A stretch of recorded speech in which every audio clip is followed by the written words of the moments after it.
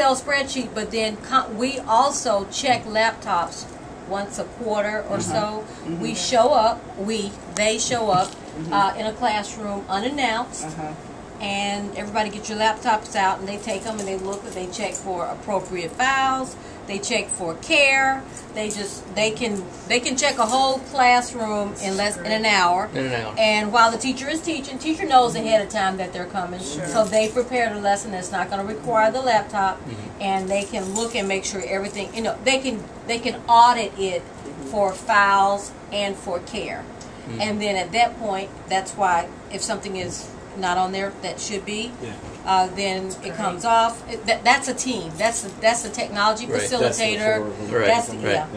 There's 4 people going in. Manually, then you just look through and we know what areas. I mean, we'll look for specific file extensions that they may be doing, especially MPEGs and stuff like that. Any kind of video or something like that.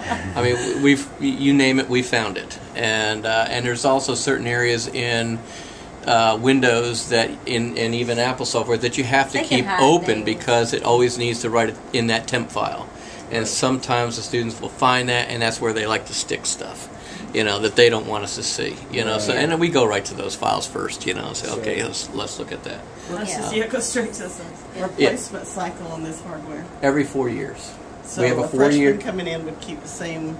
No, laptop? what we do is what we've been doing here is the freshmen get the oldest. That's the 3-year-old. So they're on the 4th year cycle. The sophomores get the 3-year-old. They're the 2-year-old machine.